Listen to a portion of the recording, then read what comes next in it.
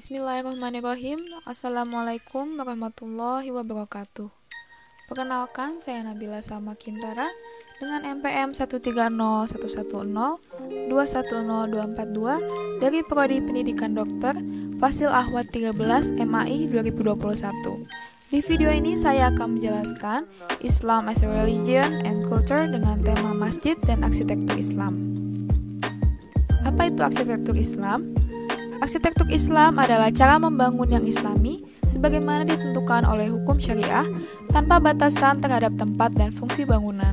Namun, lebih kepada karakter islaminya dalam hubungannya dengan desain, bentuk, dan dekorasi. Definisi ini adalah suatu definisi yang meliputi semua jenis bangunan, bukan hanya monumen ataupun masjid. Arsitektur Islam sudah berabad-abad usianya dan berakar pada prinsip-prinsip Islam. Bentuk pahatan yang mencolok dan detail ornamen menjadi ciri bangunan Islam.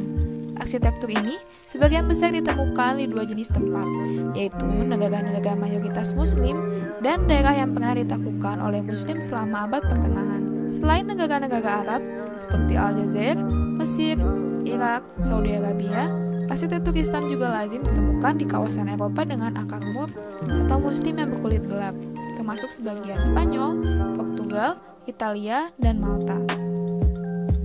Tipe arsitektur Islam. Ada beberapa tipe bangunan dalam arsitektur Islam.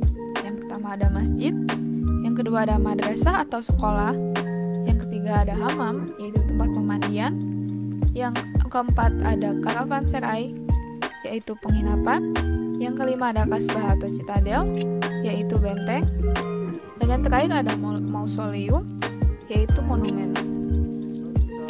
Ada beberapa tipologi masjid berdasarkan daerahnya. Yang pertama dari Iran dan Asia Tengah biasa memiliki biaxial 4-ion type.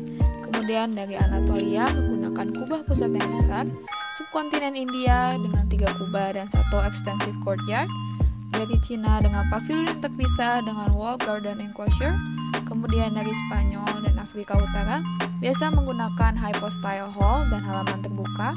Dan yang terakhir dari Asia Tenggara biasanya menyesuaikan dengan rumah-rumah atau desain bangunan khas Asia Tenggara daerahnya dengan center pyramidal roof construction.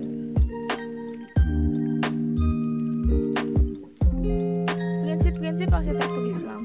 Dalam penerapan desainnya, arsitektur Islam memiliki beberapa elemen desain yang menjadikannya sebuah bangunan tersebut memiliki ciri khas arsitektur Islam.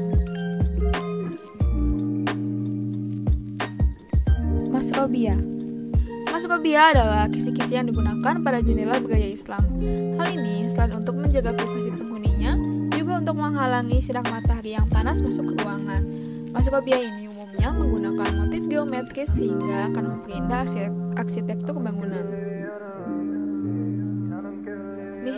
Mihrab adalah ceruk berbentuk setengah lingkaran di dinding masjid yang menunjukkan kiblat. Saun adalah halaman yang digabungkan dengan area wudhu.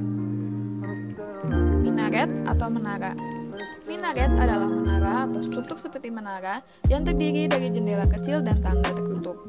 Minaret merupakan salah satu elemen tertua dari arsitektur Islam dan ditemukan hampir di seluruh masjid.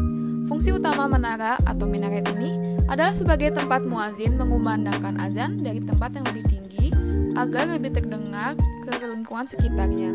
Sejak abad ke-11, beberapa masjid telah dilengkapi dengan lebih dari satu minaret atau menara, yang secara tradisional menunjukkan bahwa masjid itu didirikan oleh seorang sultan.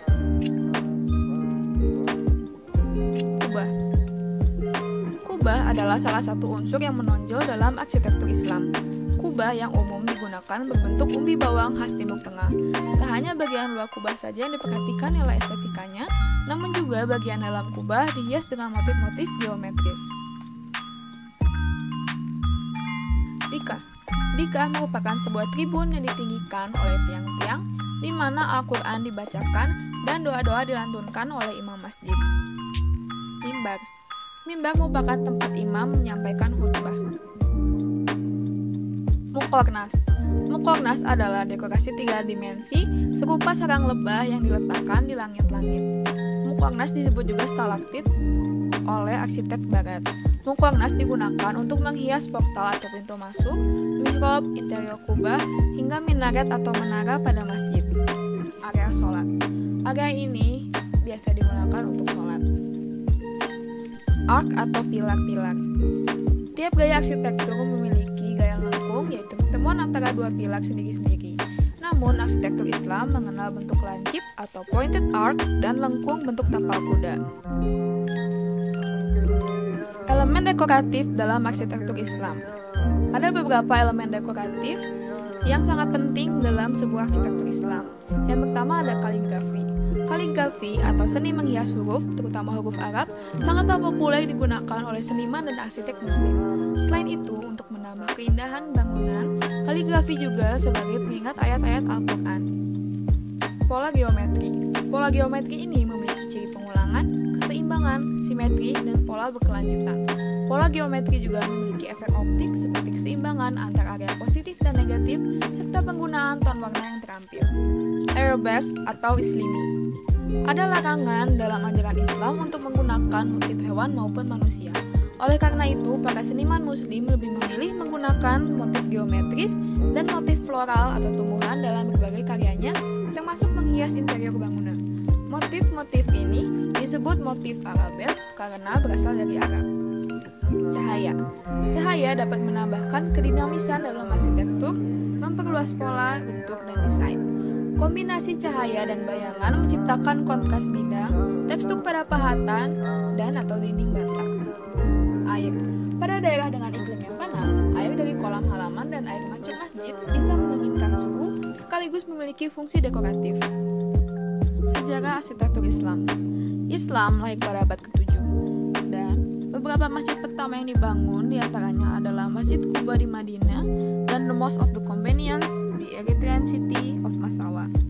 Pada tahun 630 Masehi, Nabi Muhammad beserta tentaranya berhasil melakukan Makkah dari suku Quraisy. Pada masa ini, rekonstruksi suci Ka'bah mulai didedikasikan kepada kebutuhan agama Islam. Konstruksi Ka'bah ini kemudian dijadikan cikal bakal dari arsitektur Islam. Dulu sebelum Islam, dinding Ka'bah dihiasi oleh berbagai gambar seperti gambar Nabi Isa, Siti Maryam, Nabi Ibrahim, berhala, dan beberapa pepohonan.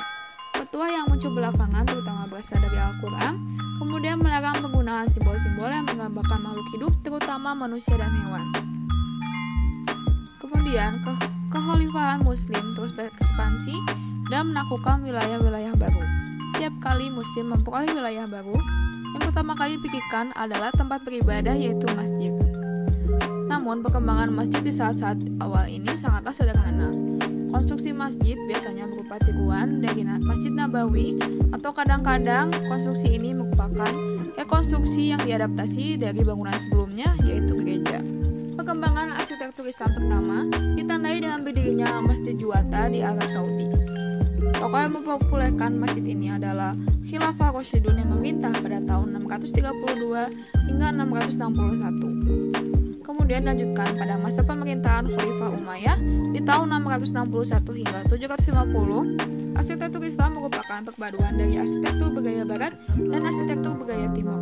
Yang paling populer yaitu kombinasi arsitektur Bizantium dan arsitektur Sassanid. Arsitektur Umayyah ini banyak memainkan cat dinding, mozaik, relief, termasuk ditambahkannya mihrab ke dalam masjid yang seolah-olah kini menjadi standar desain masjid di dunia. Ketika Khalifah Abbasiyah berkuasa pada 750 hingga 115 Masehi, pengaruh arsitektur Sassanid dan arsitektur Asia Tengah kental sekali dalam arsitektur Islam pada masa ini. Masjid-masjid pun diperluas dan dilengkapi dengan courtyard atau halaman.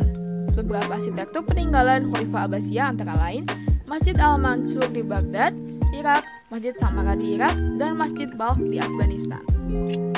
Masuknya agama Islam di Afrika Utara, salah satunya ditandai dengan berdirinya Masjid Agung Cordoba yang dipengaruhi oleh arsitektur Moorish.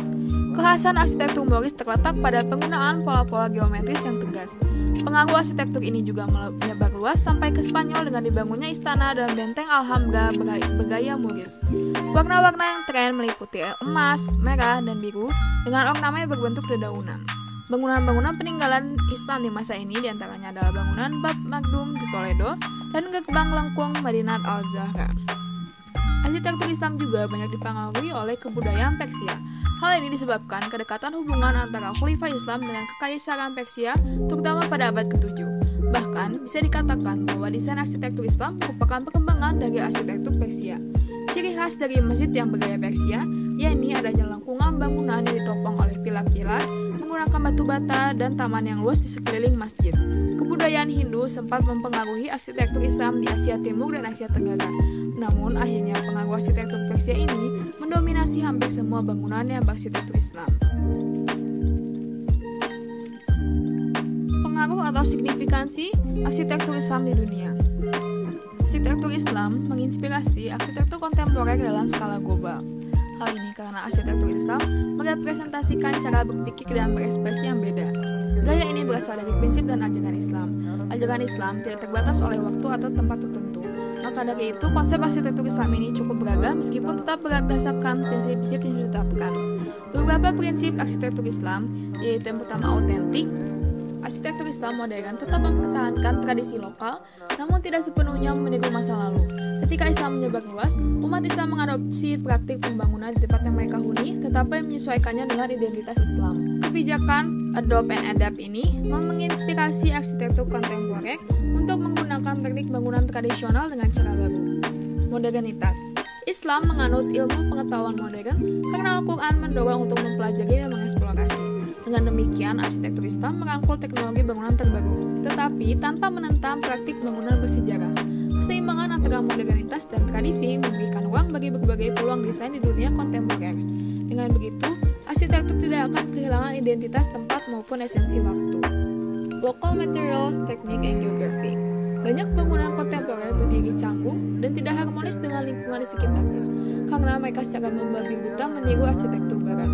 Arsitektur Islam, di sisi lain, mempromosikan harmoni antara bangunan, lingkungan, manusia, dan penciptanya. Masjid Agung Cordoba, Edirne, dan Shahjahan, misalnya, menggunakan geometri, material, dan teknik lokal untuk mengekspresikan keteraturan dan kesatuan arsitektur Islam dengan caranya sendiri. User centricity. Arsitektur Islam memfasilitasi aktivitas pengguna secara komprehensif di semua tahap desain bangunannya. Heavenly and terrestrial. Heavenly and terrestrial factors dalam arsitektur Islam saling berkomplement. Pola kompleks dalam arsitektur Islam ini digabungkan dengan kesederhanaan dan kepraktisan.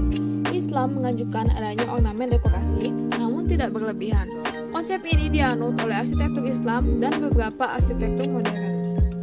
Kemudian, arsitektur Islam ini juga memiliki beberapa pengaruh, terutama dalam bangunan-bangunan terkenal di dunia. Yang pertama ada Taj Mahal di India, The Alhambra di Spanyol, The Farday Mosque di Isfahan, The Citadel of Aleppo, The Great Mosque of Samarra di Irak, dan terakhir ada Hagia Sophia di Istanbul, Turki. Berikut ini merupakan dua contoh dari arsitektur Islam, yaitu Mosque of Sultan Hasan atau Masjid dan Madrasah Sultan Hasan di Kairo, Mesir, dan yang kedua adalah Mosque of Cordoba atau Masjid Cordoba di Andalusia, Spanyol. Mengapa tertarik pada masjid dan arsitektur Islam? Saya selalu tertarik pada arsitektur dan desain interior. Ketertarikan saya terhadap arsitektur, terutama arsitektur Islam, bertambah sejak saya mengunjungi beberapa masjid seperti Masjidil Haram di Mekah, Masjid Nabawi, dan Masjid Quba di Madinah ketika umroh. Saya mengamati bahwa setiap arsitektur atau desain pada tiap masjid selalu berbeda. Saya juga membandingkan arsitektur masjid di berbagai belahan dunia, semuanya memiliki ciri khas tersendiri yang membuatnya unik. Arsitektur Islam juga berdasarkan pada filosofi Islam, sehingga membuka perspektif baru terhadap Islam, bahwa Islam ini tidak hanya sekedar agama dan keyakinan, namun juga meliputi kultur, budaya, seni, bahkan arsitektur.